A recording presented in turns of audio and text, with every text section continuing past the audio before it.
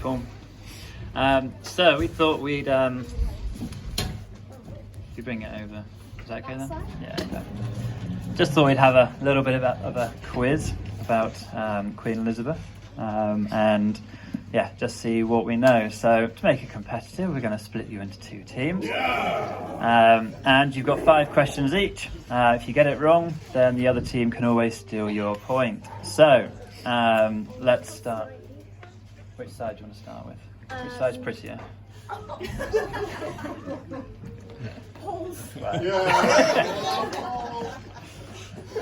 Okay, question 1. So, Paul's side. What was the date of Queen Elizabeth's coronation? Date and year. 1953. Very, very well done. 1 point. 2nd of June, 1953. Okay, this side over here. Can you tell us the dates of the Queen's 2 birthdays?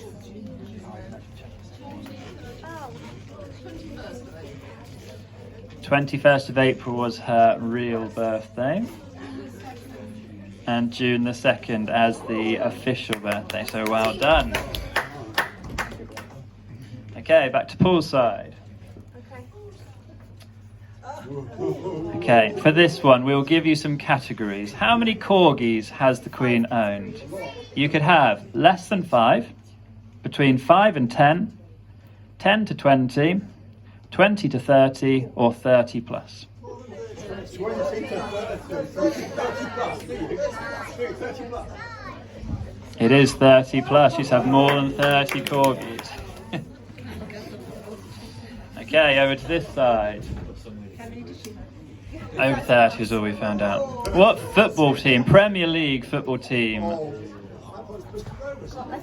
They're a top 6 side. Top 6 to side. Football team. Top 6 side. Sorry? It is Arsenal.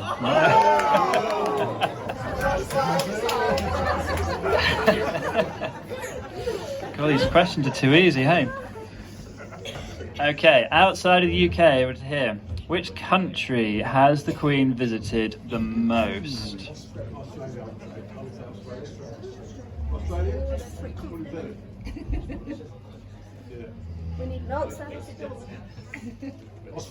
Australia. She spent the most time in Australia, right?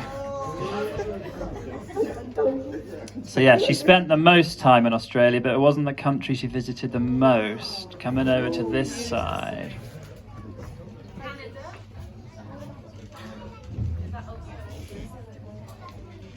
Going with that? Wales doesn't count. Yes, Canada. 27 times to Canada, apparently. Oh, Team Heather. Right, now it is your question. True or false, this side. Queen Elizabeth is the only person in the UK who can drive without a licence. Only person. No. Going with true down here. We're going with true. It is true, yeah, well done, it is true. Right, jumping over to this side. Okay, how many letters, again I'll give you a few categories. How many letters does the Queen receive a day? Up to 50, 50 to 100, 100 to 200, 200 to 300, or 300 plus? 300 plus. Yeah, 300 plus. No. It might come back to 2 to 300. So 0 to 50, 50 to 100, 100 to 200, 200 to 300, or 300 plus. It is 2 to 300, yeah. Right, over to this side again, because it is your question now. So I'm sure you'll know one of these, but can you tell me the other animal in the UK waters that the Queen, she owns 2 animals in the UK waters, all of the animals there.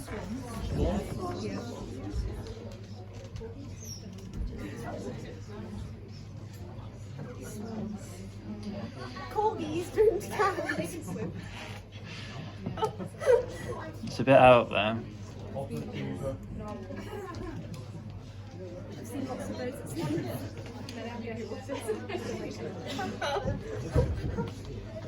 Right, gonna need an answer. Otter beaver.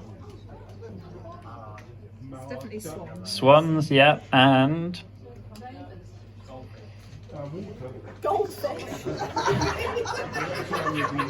so swan is one of them. UK waters. Does the Queen own all of them? Otters? No, not otters. Over to this side. We get one.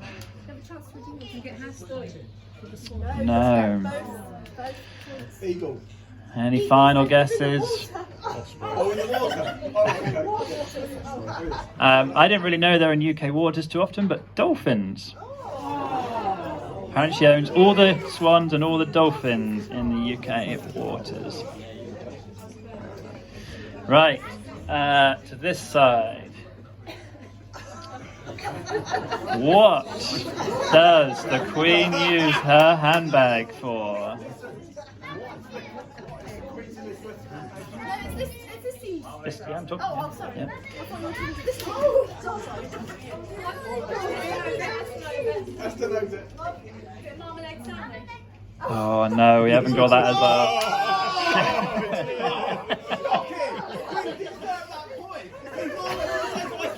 Still no point. Yeah. You can have a point for creative license. Very well done. Anyone on this side?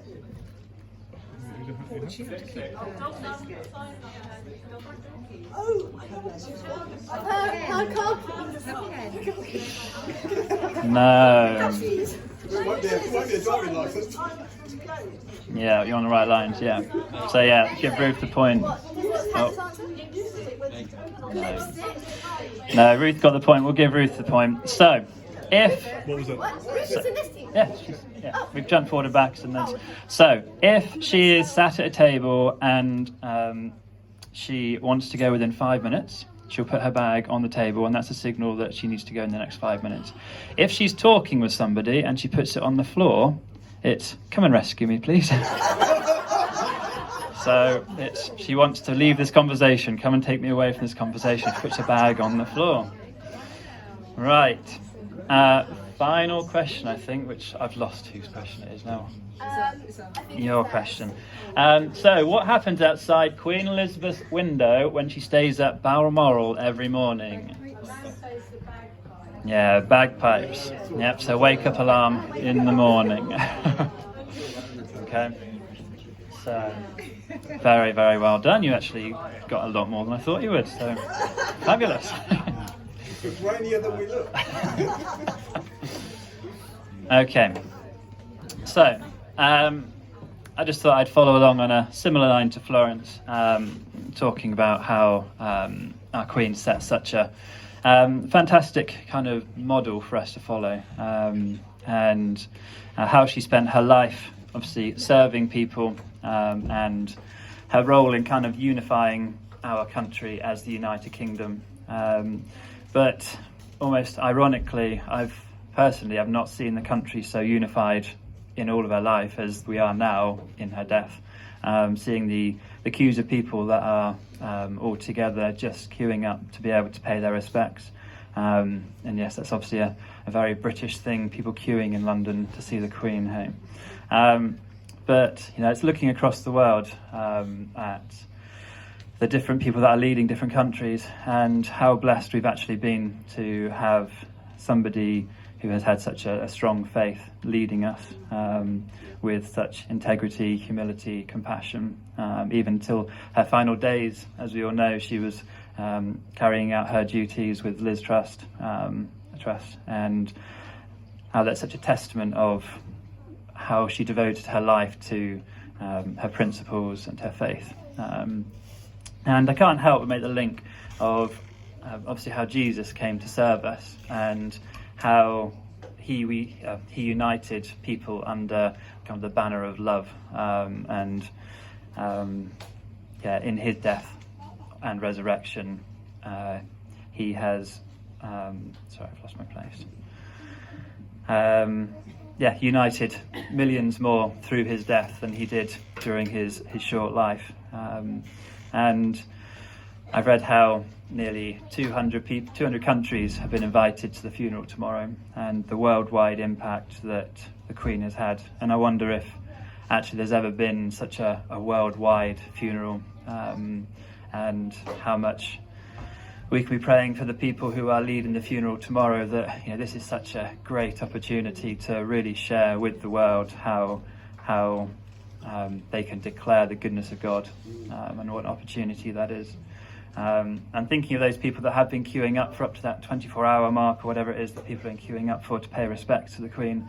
It doesn't matter who they are. I saw that even the great David Beckham was queuing for 12 hours, and it doesn't matter who you are. You're still in that line. Someone as famous as David has had to queue for that long, like everybody else.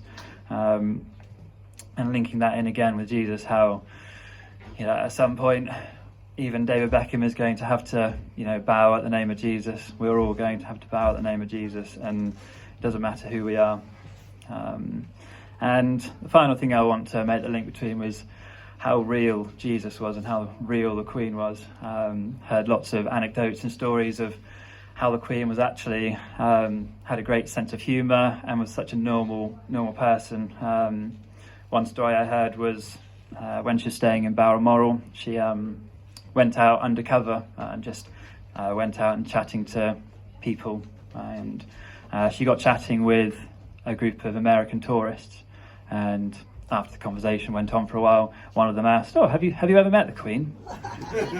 And I can imagine her saying it with quite a wry smile, saying to them that, "No, I haven't actually." And she points to a bodyguard and said, "Oh, but this guy has." You can imagine him kind of squirming, thinking, "Do I tell them? What do I do?" And she was very real, and we know stories of Jesus with his disciples that, I think he'd have quite a smirk on his face as he was walking across the water, and all those stories and things that he's got. And I think, we can definitely take from that even the high and mighty Queen and Jesus and people like that, if they can, be real, we can absolutely do that. I think we can get so caught up in making the perfect decision, making the right decision. Am I following God's plan? And actually, if we're out serving people and loving people, just like Jesus did, and just like the Queen clearly has done, then I think we're actually onto a winner there. So, Paul, can I invite you up for one last song?